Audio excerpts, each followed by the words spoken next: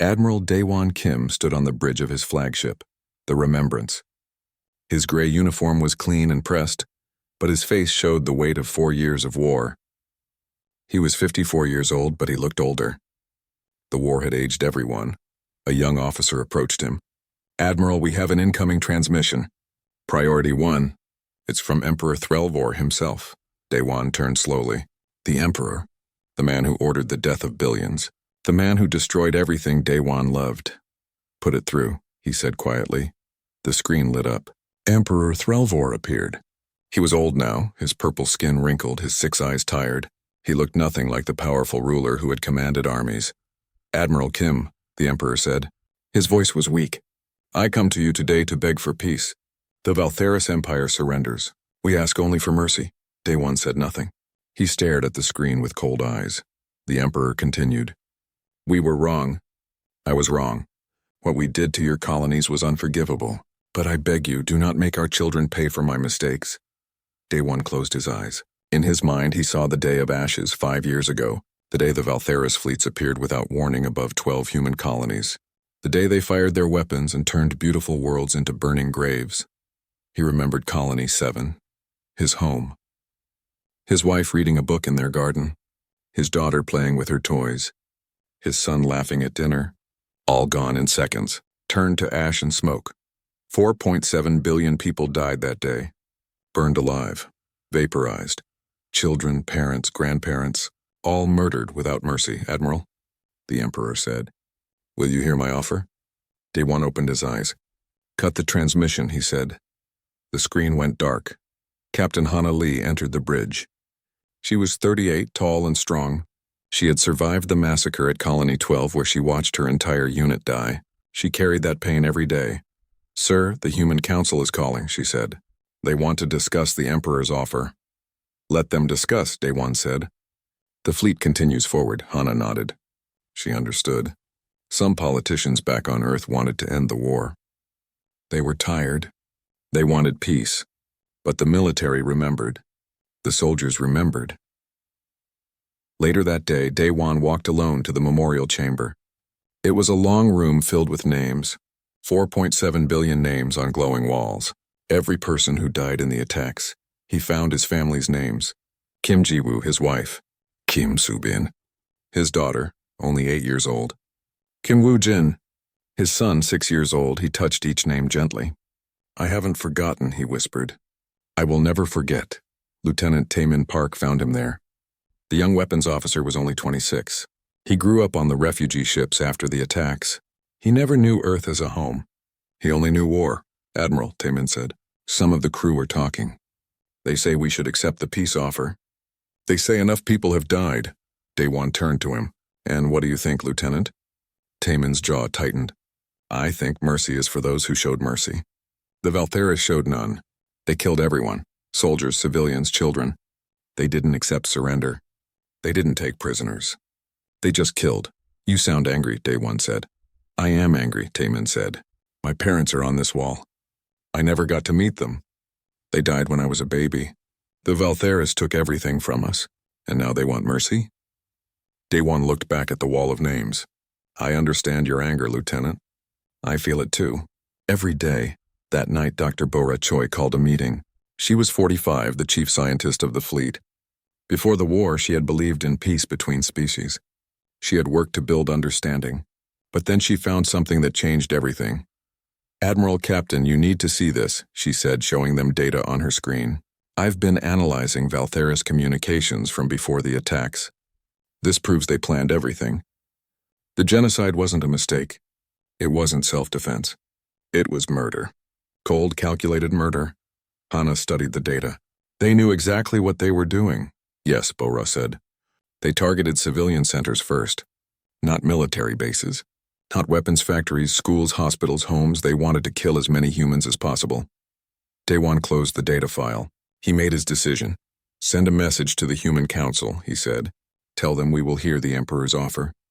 But we will not stop our advance. We will not slow down. The Valtheris will surrender on our terms, not theirs." "And if they refuse?" Hana asked. Daewon's voice was hard as steel. "Then we remind them what they did to us. We remind them that humans remember. And we never forgive genocide. The Remembrance and its fleet moved forward through space. Behind them, 4.7 billion ghosts watched and waited. Ahead, the Valtheris Empire trembled. They had begged for peace, but they would learn that some wounds were too deep for simple words to heal. The shuttle arrived 3 days later. It was small and white, bearing the peace symbol of the Valtheris Empire. It docked with the Remembrance under heavy guard. 50 human soldiers lined the hallway, weapons ready. Ambassador Kyung-mi Han stepped out. She was 41 years old, and her appearance showed her mixed heritage. She had human features, but with the slight purple tint of Valtheris skin. Her eyes were normal human eyes, not the 6 eyes of pure Valtheris. Captain Hana Lee met her at the airlock. The 2 women looked at each other. One was a soldier who lost everything.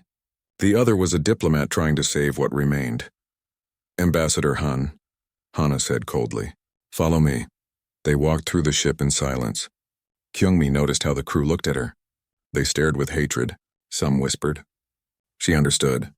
She was half Valtheris. To them, she was the enemy. Admiral Daewon waited in the conference room. He sat alone at a long table. When Kyung-mi entered, he did not stand. He did not smile. He simply watched her. Admiral Kim, Kyung-mi said, bowing slightly. Thank you for agreeing to meet with me. I didn't agree, Daewon said.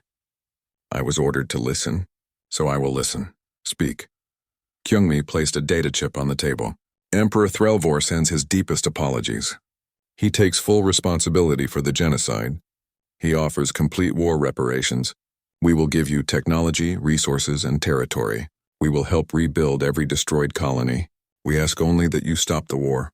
Daewon stared at the chip. He did not touch it.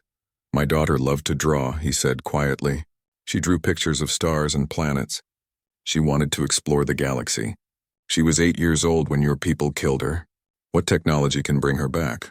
What resources can give me one more day with my son? Kyung-mi's eyes filled with tears. Nothing can bring them back. I know that.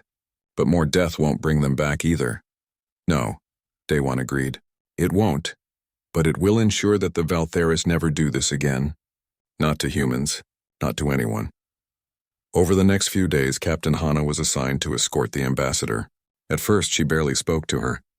But Kyung-mi was patient. She understood the anger. One evening, Kyung-mi asked to see the memorial chamber. Hana took her there reluctantly. They stood before the wall of names. 4.7 billion lights, each one a person who died. My mother's name is on this wall, Kyung-mi said softly. Hana turned to her, surprised. My mother was human, Kyung-mi continued. She lived on Colony 3. My father was Valtheris. They met during the peace talks years before the war. They fell in love. I was born during that brief time when our species were friends. She touched the wall gently. When the attacks happened, my mother died instantly. My father tried to stop the war. He spoke out against the emperor. They executed him for treason. Hana's anger softened slightly. I'm sorry. I don't tell you this to make you feel sorry for me, Kyung-mi said. I tell you because I understand your pain. I lost my mother. I lost my father. I lost my home. Both species took everything from me. Then why do you work for them? Hana asked. Why do you try to save the Valtheris? Because someone has to try, Kyung-mi said. Someone has to believe that peace is possible, even if it seems impossible right now. They stood in silence for a long time. Later, Hana showed Kyung-mi recordings from the Day of Ashes, videos recovered from colonies in their final moments. Children screaming, parents trying to protect their families, cities burning. Kyung-mi watched with tears streaming down her face. I've seen these before, she whispered. I made myself watch all of them. I needed to understand what my people did. And? Hana asked. And I understand why you hate us, Kyung-mi said. I would hate us too. The next day, Kyung-mi met with Admiral Daewon again.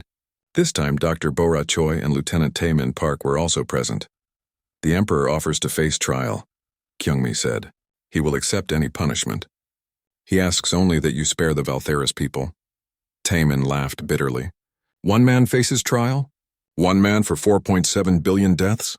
That's not justice. What is justice then? Kyung-mi asked. Total surrender, Daewon said. Complete disarmament, full occupation, and trials for everyone involved in the genocide. Not just the Emperor. Every general.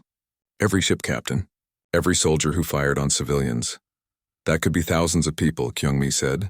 They killed billions, Bora said quietly. Thousands seems like mercy. Kyung-mi looked at each of them. She saw their pain. She saw their anger. And she saw something else. A tiny spark of humanity that hadn't died. They wanted justice, not just revenge. I will take your terms to the Emperor, she said. But I must ask, if he accepts, will you honor your word? Will you show restraint? Daewon stood. We are not like the Valtheris. We do not kill the innocent, but make no mistake, Ambassador. Everyone who participated in the genocide will face justice. That is not negotiable. As Kyung-mi's shuttle left the Remembrance, Hana watched it go. She had expected to hate the Ambassador. Instead, she found herself feeling something unexpected. Hope. Maybe, just maybe, they could end this war without becoming monsters themselves. But that hope was small, and the rage was still very, very large. The transport ships dropped through Colony 7's atmosphere like falling stars. General Jae-sung-oh stood in the lead ship, watching the planet grow larger below. This was the first world the Valtheris attacked. This was where the genocide began. 2 minutes to landing, the pilot announced. Jae-sung was 49 years old. He had been a teacher before the war. He taught history to children. Now he taught soldiers how to fight. The war had changed everyone. The ships landed on the outskirts of what used to be New Seoul, the capital city. It was ruins now. Buildings stood like broken teeth. Streets were cracked and empty. Nothing moved. Spread out, Jae-sung ordered. Search for survivors. And watch for traps. The soldiers moved through the dead city. They found bodies everywhere. Most were just bones now, 5 years old, but some were fresh. The Valtheris had kept humans here, working, suffering. Dr. Bo-ra Choi arrived with her science team. She immediately began investigating a large building that looked like a research facility. The door was locked, but they forced it open. Inside, they found horror. Laboratory rooms filled with medical equipment, computer files describing experiments, and bodies, human bodies in glass containers, adults, children, even babies. Bo-ra felt sick. She wanted to run, to scream, but she forced herself to look. She forced herself to document everything. They were studying us, one of her assistants said, reading the files. They wanted to understand human biology, to create diseases that would only kill humans. Biological weapons, Bo-ra whispered. They were making biological weapons. Lieutenant Taemin Park was searching another part of the city when he heard screaming. He ran toward the sound, his weapon ready. He found a group of humans huddled in a basement, 20 people thin and scared. They had been hiding for years, surviving on scraps. It's okay, Taemin said gently. We're human. We're here to save you. An old woman looked at him with empty eyes. Save us, you're too late. Everyone is dead, everyone. Not everyone, Taemin said. You survived. We didn't survive, she said. We're just not dead yet. There's a difference. Taemin helped them onto the transport ships. As they left, one survivor told him about the labor camps, places where the Valtheris forced humans to work until they died, mining, building, farming, all for the Valtheris war effort. And if someone got sick or too weak to work? Taemin asked. The survivor looked away. They took them to the research center. That night, General Jae-sung's soldiers found a Valtheris outpost. 50 Valtheris soldiers had barricaded themselves inside. They were surrounded. They're asking to surrender, a lieutenant reported to Jae-sung. Some of the human soldiers started shouting, No surrender! Kill them all! Remember Colony 7. Jae-sung held up his hand. We accept their surrender. Take them prisoner. Sir, a young soldier protested. They don't deserve mercy. No, Jae-sung agreed. They don't, but we're not like them. We follow rules. We have honor. If we kill prisoners, we become the monsters. The Valtheris soldiers were brought out in chains. They looked terrified. Some begged for their lives. Others stayed silent. One Valtheris officer spat at Jae-sung's feet. You think you're better than us? You'll do the same to our worlds. You're all hypocrites. Jae-sung looked at him coldly. We'll see. Dr. Bo-ra brought her findings to General Jae-sung. She showed him the files from the research center. The experiments. The deaths. The cruelty. There's something else, she said quietly. I found records. Names of test subjects. Lieutenant Park's parents are on the list. Jae-sung closed his eyes. Does he know? Not yet. Tell him gently, Jae-sung said. And stay with him. He'll need support. When Taman learned the truth, he didn't cry. He didn't scream. He just stood very still, staring at the report. They used my parents as lab rats, he said finally. His voice was quiet. Too quiet. I'm so sorry, Bora said. Taman looked at her. His eyes were cold. Don't be sorry. Be angry. Be as angry as I am. Admiral Dewan arrived on Colony 7 the next day. He walked through the ruins alone. He found the street where his house used to be. Nothing remained. Just ash and broken concrete. He knelt down and dug through the rubble with his bare hands. After an hour, he found something. A small toy. His daughter's favorite doll. It was burned and broken, but he recognized it. He held it carefully. And for the first time in 5 years, Admiral Daewon Kim cried. Later, he met with his officers. His eyes were red, but his voice was steady. I've seen enough, he said. The Valtheris didn't just attack us. They tortured us. They experimented on us. They treated us like animals. This wasn't war. This was extermination. And now they beg for mercy? What are your orders, Admiral? General Jae Sung asked. Daewon's jaw tightened. We continue to the Valtheris homeworld. We will hear no more talk of peace until they surrender completely. Every war criminal will face justice. Every single one. The broadcast reached every corner of the galaxy. Emperor Threlvor appeared on screens across 1,000 worlds. He looked older than anyone remembered.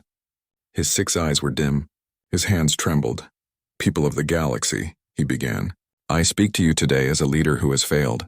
5 years ago, I ordered an attack on human colonies. I believed humans were a threat. I believed we had no choice. I was wrong. He paused, struggling to continue. 4.7 billion innocent people died because of my decision. Children, parents, grandparents, all murdered on my command. No words can express my guilt. No apology can bring them back. I offer myself to humanity for judgment. Execute me, imprison me, do what you must. But I beg you, spare my people. They followed my orders. They trusted me. Their blood guilt is mine alone.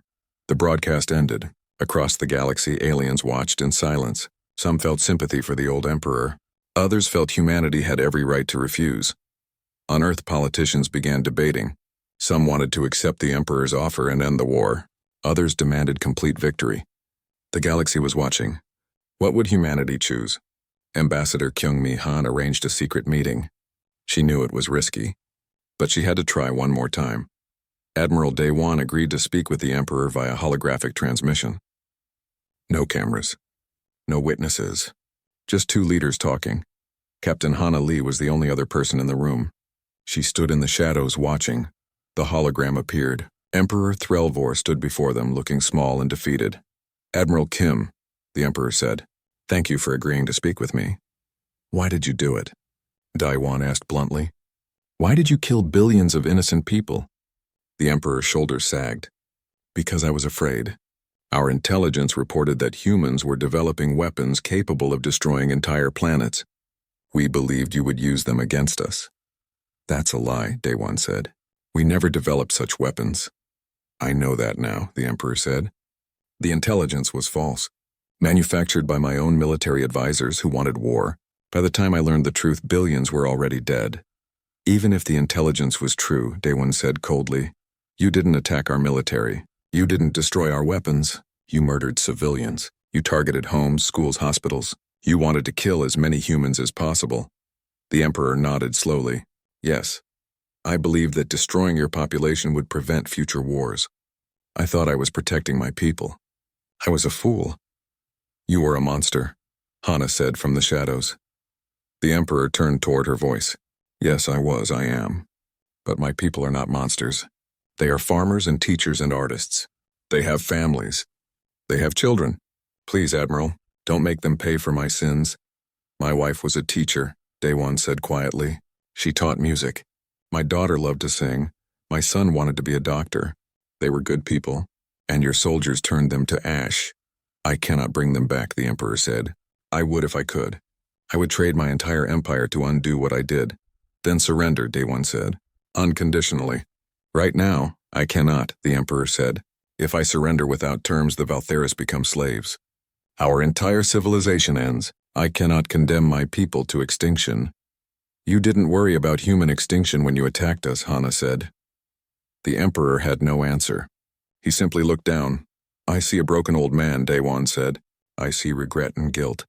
But I also see the person who gave the order. The person who decided that human lives meant nothing. And I wonder, if you had won the war, would you feel guilty? Or would you celebrate? The Emperor looked up. Tears ran from his 6 eyes. I don't know.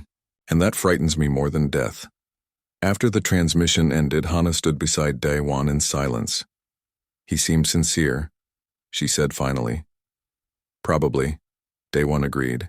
But sincerity doesn't erase genocide. Regret doesn't bring back the dead. What will you do? Continue forward, Daewon said. The Valtheris will surrender on our terms. All of them. Meanwhile, Ambassador Kyung-mi sat alone in her quarters. She had listened to the conversation through a private channel. She knew now that peace talks had failed. She thought about her mother dead on Colony 3. She thought about her father, executed for speaking truth. She thought about all the people on both sides who died because of one terrible decision. She wanted to cry. She wanted to scream. But instead, she just sat in silence. Sometimes there were no words left. Across the galaxy, other alien species watched humanity's advance with growing fear. Humans had been peaceful once. Now they were unstoppable. Their fleets crushed every Valtheris defense. Their soldiers showed no mercy. They're becoming worse than the Valtheris, one alien ambassador said. No, another replied. They're becoming what happens when you push a peaceful species too far. The Valtheris created this. Now they must face it. On the Remembrance, Lieutenant Taemin stared at the star map. The Valtheris homeworld was marked in red. 2 weeks away. Maybe 3. Soon humanity would have its chance at revenge. The Valtheris had begged. They had apologized. They had offered everything, but humans remembered the slaughter. And memory has a long reach. The human fleet arrived at the edge of the Valtheris home system. 300 warships hung in space like predators circling prey. In the center, the Remembrance led the formation. Admiral Daewon stood on the bridge, looking at the planet on the main screen. Valth Prime, the Valtheris homeworld. 8 billion people lived there. 2 billion were children. All weapons charged and ready, Captain Hana reported. We can begin orbital bombardment on your order, sir. Daewon nodded slowly. This was it. The moment they had fought for. The moment of victory, of justice, of revenge. But his finger did not move toward the firing controls. Dr. Bora Choi entered the bridge. She carried a datapad. Her face was troubled. Admiral, I've completed my analysis of the planet's population, she said quietly. The numbers are accurate. 8 billion civilians, including 2 billion children under the age of 10. The Valtheris didn't care about our children, Lieutenant Taemin said.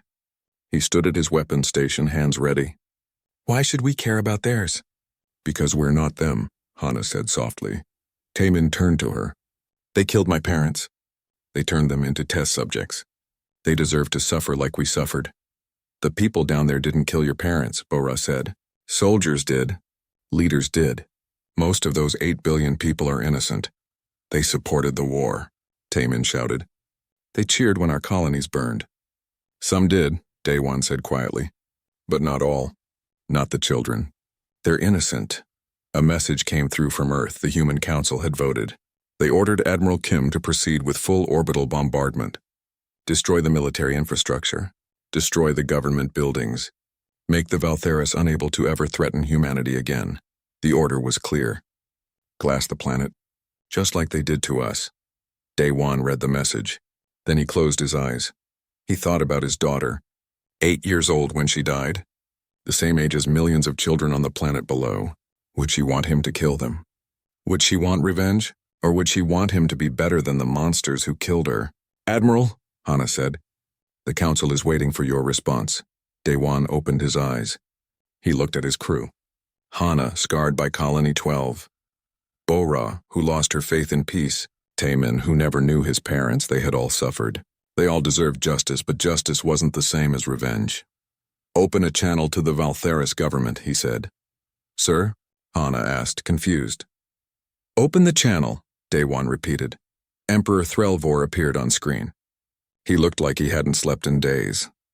Admiral Kim, the Emperor said, have you come to execute us? That depends on you, Daewon said. I'm going to make you an offer, one time. Final offer. The Emperor waited. Complete military surrender, Daewon said. Every ship, every weapon, every soldier. You will disarm completely.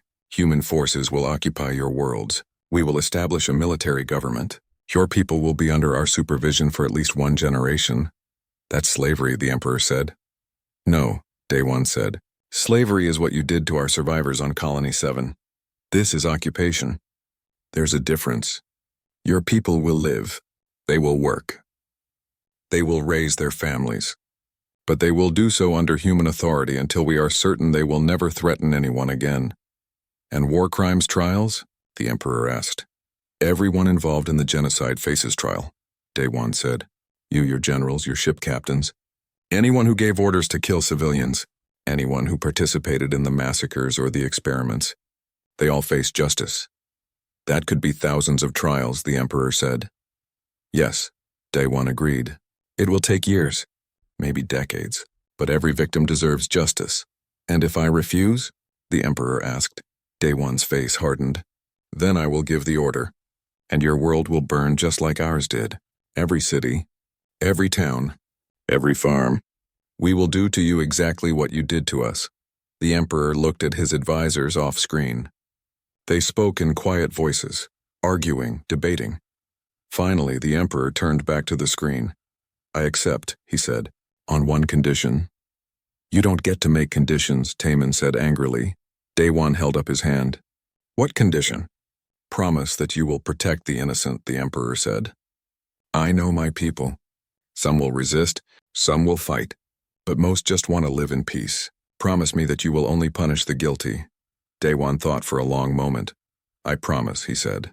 We are not like you. We do not kill the innocent. Those who surrendered peacefully will be treated fairly, but those who committed crimes will face justice. No exceptions, the Emperor nodded. Then I surrender. Unconditionally. The transmission ended. The bridge was silent. Lieutenant Taemin turned to Daewon. Sir, the Council ordered us to destroy them. You disobeyed. Yes, Daewon said. I did. Why? Taemin asked. His voice broke. Why did you show them mercy when they showed us none? Daewon looked at him. Because if we kill 8 billion people to avenge 4.7 billion deaths, we become the monsters. We prove the Emperor was right to fear us. We prove that humans are just as capable of genocide. He stood and faced his crew. The Valtheris took everything from us. Our homes, our families, our innocence. But they couldn't take our humanity. That's something only we can lose, and I refuse to lose it. Not today. The Human Council was furious. They called Admiral Daewon a traitor. They said he betrayed humanity by showing mercy to the enemy. Some demanded his arrest, but the soldiers on the Remembrance stood with their admiral. So did the other fleet commanders. They had seen the war up close. They understood his choice. He gave us victory without making us monsters, Captain Hana told the Council in a recorded message. That takes more courage than pulling a trigger. 3 days after the surrender, Valtheris military ships began powering down their weapons. Human forces boarded them, taking control. There was no fighting. The Valtheris had truly given up. Emperor Threlvor was arrested along with his entire command staff, 147 high-ranking officials. Each one had given orders during the genocide. General Jae Sung led ground forces onto Valth Prime. They established military checkpoints in every major city. Valtheris citizens watched with fear as human soldiers patrolled their streets. Some Valtheris resisted. There were protests, a few attacks on human soldiers, but General Jae Sung followed strict rules. Use minimum force, protect civilians, arrest the violent but don't punish the peaceful. We're here to ensure peace, he told his troops, not to create more war. Dr. Bo-Ra Choi led teams to dismantle the Valtheris biological weapons programs. They found laboratories on 6 different worlds. All the research was destroyed. The scientists involved were arrested. Never again, Bo-Ra said as she watched the last lab burn. These horrors will never be used on anyone. Lieutenant Taemin struggled with the occupation. He wanted revenge. He wanted the Valtheris to suffer. Instead, he watched humans helping rebuild Valtheris infrastructure, sharing food, providing medical care. One day he was on patrol when he saw a Valtheris child crying. The child was lost, separated from her parents. Taemin's first instinct was to walk past. This was the enemy. But the child was so young, maybe 6 years old, the same age his brother would have been. He knelt down. "Are you okay?" he asked gently. The child looked at him with 6 terrified eyes. She didn't speak human language well, but she understood kindness. Taemin helped her find her parents. They thanked him, surprised that a human soldier would help. As he walked away, Taemin felt something change inside him. The anger was still there. The pain was still there. But maybe, just maybe, there was room for something else too. The war crimes trials began 6 months after the surrender. They were held on neutral ground with judges from multiple alien species. Humanity wanted the galaxy to see that justice was being done fairly. Emperor Threlvor was the first to stand trial. The evidence against him was overwhelming. Recorded orders, military communications, his own confessions. "How do you plead?" the chief judge asked. "Guilty," the emperor said, "to all charges. I do not ask for mercy. I ask only that my testimony helps bring closure to those who suffered." The trial lasted 3 weeks. Survivors gave testimony. Soldiers described what they saw. Scientists explained the biological weapons program. Admiral Day-1 attended every day. He sat in silence, listening. On the final day, he was asked if he wanted to make a statement. He stood and faced the emperor. "You took everything from me," Day-1 said. "My wife, my children, my home. 4.7 billion people died because of your decision. No punishment can balance that scale." The emperor bowed his head. "But I will not kill 8 billion people to avenge them," Day-1 continued. "I will not become what you were. Instead, I will ensure that your people learn, that they remember, that they teach their children what happens when leaders choose genocide." He looked at the judges. "My only request is that these trials be recorded, that every detail be preserved, so that future generations, both human and Valtheris, never forget what happened here." The judges agreed. The verdict came the next day. Emperor Threlvor was found guilty of genocide, crimes against sapient species, and war crimes. The sentence was death. The emperor accepted it without protest. Ambassador Kyungmi visited him in his cell the night before the execution. "I'm sorry I couldn't save you," she said. "You tried," the emperor said. "That's what matters. You tried to build bridges when everyone else wanted war. Don't stop. Even after I'm gone, keep trying." Captain Hana found Admiral Day-1 alone in the memorial chamber the next day. "Thank you," she said quietly. "For what?" he asked. "For making the harder choice," she said. "I wanted to destroy them. Part of me still does. But you showed us there's another way. A better way." Day-1 touched his family's names on the wall. "I don't know if it's better. I just know it's the choice that lets me look at their names without shame." The trials continued. One by one, those responsible for the genocide faced justice. Some were executed. Others received life imprisonment. A few were acquitted when evidence showed they tried to stop the atrocities. Throughout it all, humanity maintained discipline. They showed the galaxy that justice was not the same as revenge. That accountability was not the same as extermination. The Valtheris people watched and learned. They saw humans could have destroyed them, could have done to them exactly what was done to humanity. But humans chose differently. It didn't erase the guilt. It didn't bring back the dead. But it planted a seed of understanding, of respect, maybe even someday of peace. 5 years had passed since the surrender. The galaxy looked different now. The Valtheris Empire no longer existed. In its place was the Valtheris Protectorate, governed by a joint human-Valtheris council. Ambassador Kyungmi Han served as the first governor. She worked every day to build understanding between the two species. It wasn't easy. Many humans still hated the Valtheris. Many Valtheris resented human occupation. But slowly, carefully, they were learning to coexist. The human colonies were being rebuilt. Valtheris workers helped with construction. It was part of the reparations agreement. They worked alongside human survivors, building homes where homes once stood.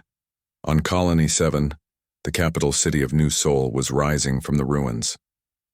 New buildings, new parks, new schools.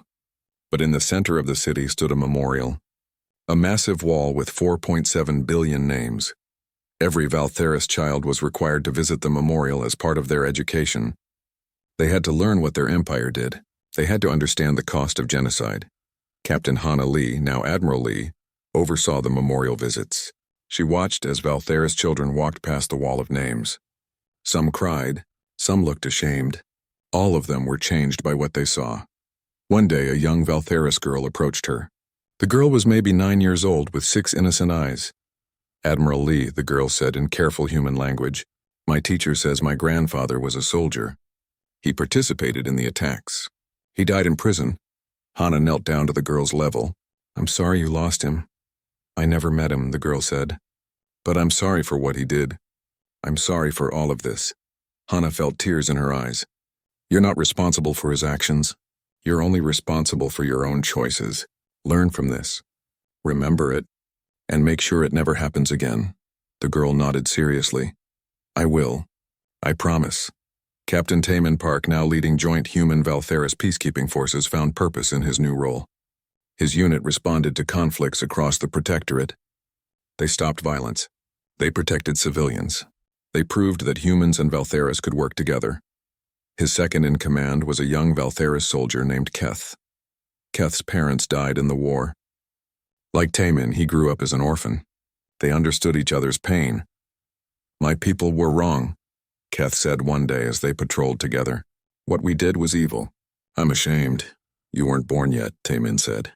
"You can't be blamed for what happened before you existed." "But I can help make it right," Keth said. "We all can," Taman nodded. "That's all anyone can do. Try to make tomorrow better than yesterday." General Jae-sung-oh ran the military academy where both human and Valtheris officers trained together. He taught them strategy, tactics, and most importantly, ethics. "Power without morality is tyranny," he told his students. "You have weapons. You have authority. But you must also have conscience. Never forget the difference between justice and revenge." Dr. Bora Choi worked with Valtheris scientists to advance medical research. Together, they developed treatments for diseases that affected both species. Science that healed instead of harmed. "We wasted so much time hating each other," one Valtheris researcher said. "Imagine what we could have accomplished if we had worked together from the beginning." Bora smiled sadly. "We can't change the past, but we can build a better future." Admiral Daewon Kim had retired from active service. He lived in a small house on Colony 7 near the memorial. Every morning he walked to the wall and touched his family's names. "I kept my promise," he whispered to them. "I didn't become a monster. I hope you're proud." He spent his days helping coordinate reconstruction efforts. Sometimes Valtheris workers would thank him for sparing their world. He never knew what to say. He didn't feel like a hero. He just felt tired. One day a letter arrived. It was from a Valtheris child, written in simple but careful human language. The letter said, "Dear Admiral Kim, thank you for letting me live. My teacher told us that you could have destroyed our world, but you chose mercy. I don't understand everything about the war, but I understand that you are a good person. When I grow up, I want to be like you. I want to choose peace instead of violence. Thank you for teaching us that. Your friend, Vela." Daewon sat with the letter for a long time. He thought about his daughter, about what she would have become if she had lived. Maybe a teacher, maybe a scientist, maybe someone who built bridges instead of walls. He carefully placed the letter in a frame. He put it on his desk next to the photo of his family and his daughter's burned toy. The scars remained. They would always remain. Every human who survived carried the weight of those lost. Every Valtheris who learned their history carried the weight of guilt. But wounds, even deep ones, could heal. Not completely, not perfectly, but enough to live, enough to move forward. The galaxy watched humanity's experiment with interest. Could two species that hated each other so deeply ever truly coexist? Could justice exist without revenge? The answer wasn't simple.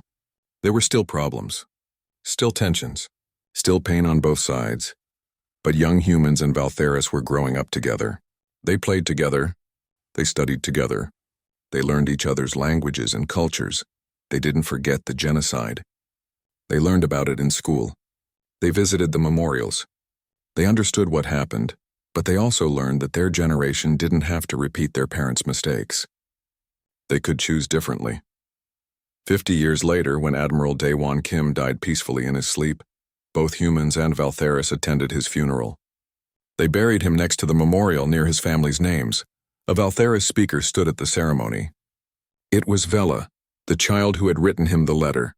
She was an adult now, a teacher like General O had been. Admiral Kim showed us what true strength means, she said. He had the power to destroy us. We deserve destruction, but he chose accountability over annihilation. He chose the harder path. And because of that choice, I am alive. My children are alive. We remember what his people suffered. We will never forget, and we will spend every day trying to prove worthy of the mercy he showed. The galactic rulers had pleaded for peace. Humanity remembered the slaughter. But in the end, humans chose something harder than revenge. They chose justice. They chose accountability. They chose to build a future where such horrors could never happen again. Not through forgiveness. Not through forgetting, but through remembering and choosing to be better.